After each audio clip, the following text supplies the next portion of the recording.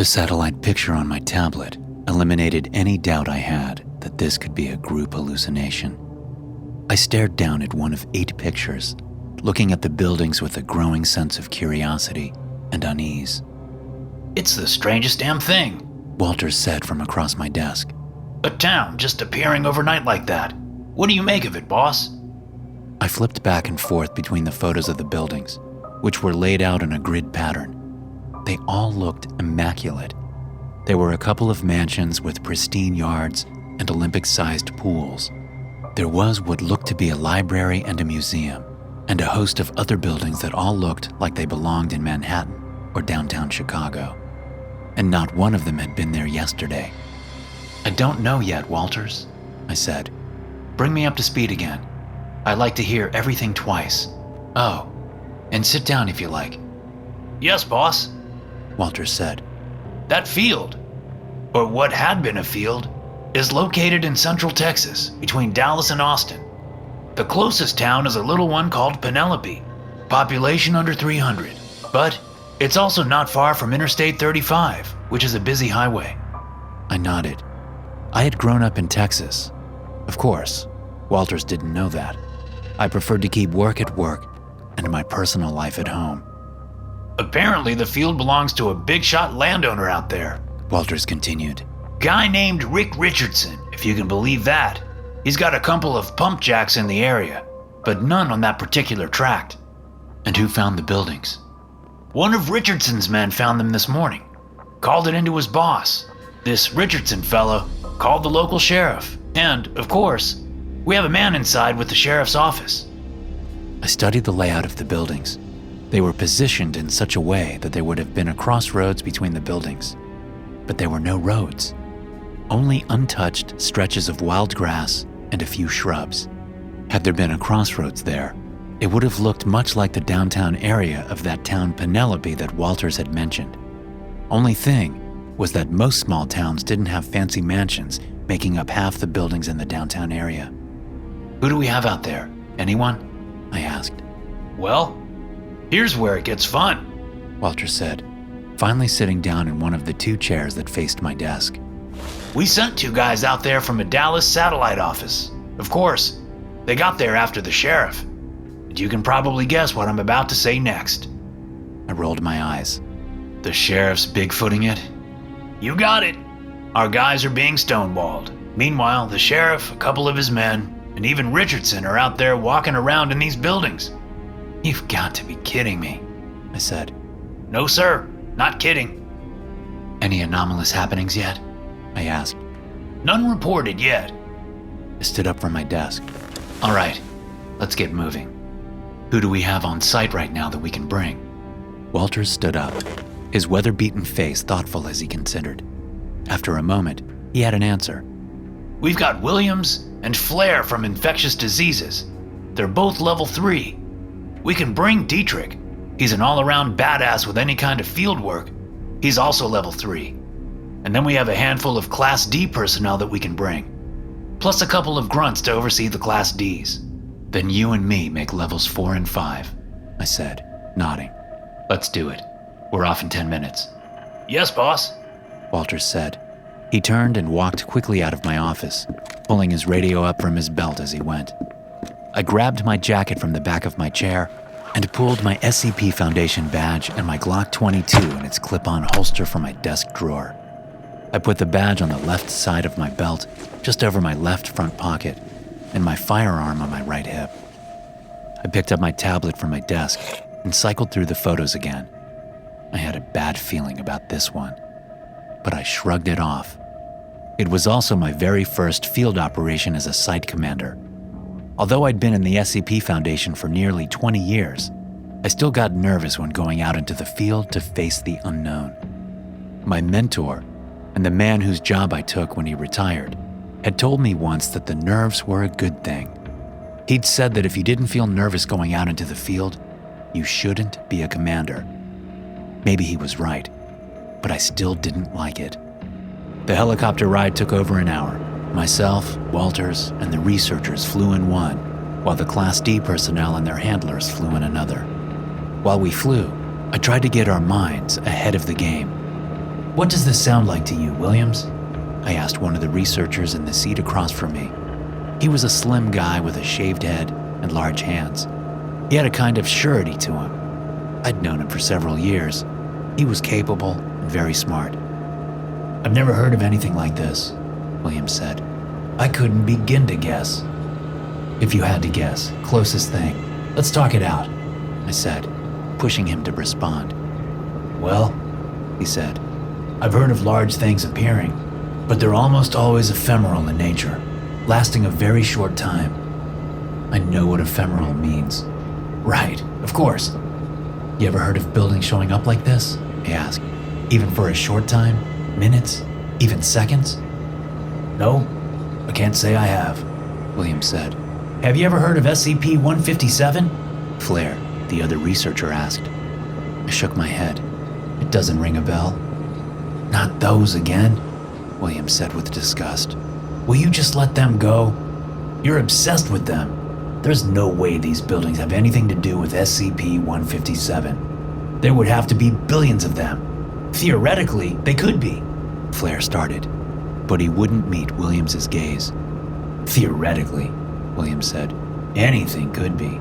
Theoretically, God himself could have put the buildings there. Believe me, this has nothing to do with SCP-157. I was about to ask for an explanation about SCP-157 when Walters leaned over and tapped me on the shoulder. "Boss, we've got a problem," he said, pointing at his radio headset. "Apparently one of the sheriff's deputies has been injured in one of the buildings. The sheriff's other men want to go in and get him, but our SCP guys aren't letting them. They're in a standoff. There may be several dead men by the time we get there." "Oh, hell," I said. "What a mess."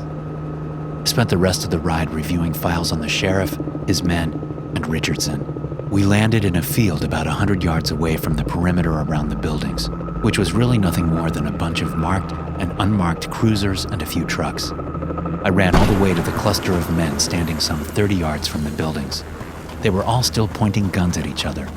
Back at the chopper, my men were unloading the equipment we needed. "Sheriff Fredericks," I said, walking up to the man I recognized from the file I'd read on my tablet. I made sure to keep my hands away from my weapon as I approached. I tried my best to put an embarrassed smile on my face. There were 3 SCP agents there, all looking angry, still pointing their guns at the sheriff's men, which included 5 deputies and the sheriff himself. A few guys in plain clothes that I took to be Richardson and his men also had weapons pointed at the hopelessly outnumbered SCP agents. It was sheer dumb luck that they hadn't already been gunned down. I stepped right in front of the sheriff, between his gun barrel and the SCP agent he was pointing it at. I held out my hand. "Sir, my name's Commander James Bridges of the SCP Foundation. I hear you have a man down in one of these buildings. We're here to help." I knew that I was risking contamination by offering to shake the man's hand. If he'd been in any of the buildings, or even touched them, he could be infected. But I knew the type, and I needed both his respect and cooperation, so I kept my hand out. The sheriff, a big man with a beer belly, mutton chops, and a wide-brimmed black cowboy hat, looked at me with half-closed eyes and the unbelieving look that cops develop after many years on the job. I turned slightly and called out to the SCP agents. "Put the weapons down." They did as they were told, but they didn't look too happy about it. Finally, Sheriff Fredericks lowered his weapon. He turned and nodded to the rest of his men to lower theirs. They did, but they kept them in their hands. He shook my hand. "I've never heard of no SCP Foundation," he said. I smiled. "Good. Then we're doing our jobs. Now, tell me about your man. Which building is he in? I'll send some of my people inside in hazmat suits. We just don't know if these buildings are dangerous yet, so we need to take proper precautions." "No, I'll send my men in right now," Frederick said. "He's my man, and I'll be the one to get him out of there." "How about this?" I said. "How about I send some of my men in with some of yours? That way we're both getting what we want." "Fine," he said. My men were walking up with the equipment from the helicopters, and I ordered 2 of the researchers and all of the Class D personnel to suit up. I wanted Flair to stay with me. I wanted to hear more about the SCP he mentioned in the helicopter before Williams interrupted him. So when was the last time you heard from your man? I asked the sheriff. His name is Cooper, and he radioed in the last time about 20 minutes ago. Said his foot went through the floor and that he was bleeding real bad. Said he couldn't walk. No one else was in there with him? I asked. Nope. Some of my men were already out here, and the rest of us came out when your boys showed up and started making trouble. Fredericks gestured at the 3 SCP agents who had arrived before us. So you have been in the buildings? Yeah, of course. We wanted to check to make sure no one was in them. Did you see anything strange? No, just some fancy empty buildings. No furniture or anything inside them? No, they're empty inside. As if they're waiting for people to move in. Okay, thank you, Sheriff. Let's go get your man. My men were suited up and ready to go. I brought Dietrich over where I could talk to him without others hearing. I told him to follow protocol, to be careful, and that he was in charge out there. Walters would stay with me. I watched as the group of men, half of them mine and half of them the sheriff's, made their way toward the buildings. Dietrich had a camera built into his helmet, and I pulled up the feed on my tablet. One of the SCP agents from the Dallas office came up to me as the men were approaching the mansion with the deputy inside. Sir, I need to tell you something, he said. What is it? What the sheriff said earlier about his man, it wasn't exactly accurate. I heard the call come through over the radio. The man didn't say that his foot went through the floor. He said that the floor swallowed his foot. Swallowed? I asked, that terrible feeling rising up in my stomach like rotten food coming back up. You're sure that's what he said? Yes, I heard it as clear as if he was standing right where you are. Okay, thank you, son. I knew I was breaking all kinds of protocols by sending my men into one of those buildings without first performing a range of tests on them. But the sheriff and his men weren't going to wait. They would have gone in regardless. Better that my men were in there in case something happened. It was a decision that I had to make on the fly with what little information I had, and I was starting to regret it. I lifted the tablet and watched on the screen as the group walked through the door of the mansion. I could see the deputy on the floor in the middle of the giant entryway, just inside the door. The other deputies ran up to him. Dietrich followed, telling them to approach with caution. They didn't listen. As Dietrich got closer, I could see that both of the man's legs seemed to disappear into the floor below the knees, almost as if there were holes there that fit his legs perfectly. He was unconscious, but I couldn't see any blood on the flooring around his legs. Maybe they had just fallen through, I thought. A couple of the other deputies grabbed their unconscious man under the armpits and pulled him up. He came away easily, but the bottom half of his legs were gone, chewed down to bloody nubs. There were 2 holes in the floor where his legs had been, but the edges of them were moving. Dietrich got closer, looking down at the holes. Around the edges, the floor changed color, and there seemed to be thousands of tiny critters crawling around there. Tell them to get out, Flair said from over my shoulder. I hadn't even been aware that he was watching. I turned to him, startled. What is it? I was right. It's SCP-157. Tell them to get out now. I pulled up my radio and spoke into it. Get everyone out of there now, Dietrich. Copy, Dietrich said. He then started shouting at the men. They didn't need much prodding. They'd all seen the creatures around the holes. I watched on the tablet as Dietrich followed the group of men out. The deputies carried their man between them. I looked up from the tablet as they raced out of the mansion, which seemed to be crumbling behind them. They made it out into the space between the buildings, but the structures all started to change. They were crumbling, losing their shape somehow. The men ran toward the edge of the buildings, trying to escape whatever the hell was happening. The buildings around them changed to a gray-brown color and seemed to go from solid to liquid as they crashed down around the men like ocean waves, enveloping them as they tried to get free. The creatures swarmed around the group of men. Muffled screams escaped the swarm at first, but they didn't last long. Even though I could no longer see any of the men, I knew they were all dead. They're evolving, Flair said in a shocked voice from beside me. They've never made structures that big before. The sheriff was looking at me, his mouth hanging open in silent disbelief. Richardson and his men stared at the dwindling mass of creatures. I would have to make them all forget. We had plenty of Class A amnestics for that. It was a trap, I said. We did just what they wanted us to do. We went in with a group large enough for them to get a good meal. Where the buildings had once been, there was now a quickly shrinking mass of gray-brown creatures. There must be billions of them, Flair said. Trillions even. How do we contain them? I said. How do we stop them from leaving? Flair snorted. We don't. Not with the equipment we brought.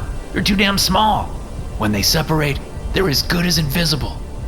My God, I said. It was a trap, and we walked right into it. SCP-157 is a previously unknown microscopic animal in the tardigrade phylum, adapted to live on land as a predator. Like other tardigrades, SCP-157 is extremely resistant to environmental damage and can enter a cryptobiotic state when no food is present. SCP-157 normally exists as an amorphous mass composed of millions of individual organisms. In this form, it can slowly crawl and climb. SCP-157 colonies possess an innate telepathic ability. When in the presence of prey that is too large to directly attack, the SCP-157 colony will use telepathy to present the illusion of something its prey wants to eat, wear, or apply to its body. Recent experiences suggest that SCP-157 colonies are evolving to attract larger groups of prey, including humans and other large mammals. Hey guys, thanks for listening. Be sure to subscribe to the podcast for more SCP stories like this one. You can also check out some more episodes from the SCP Experience podcast here. I'll see you in the next one.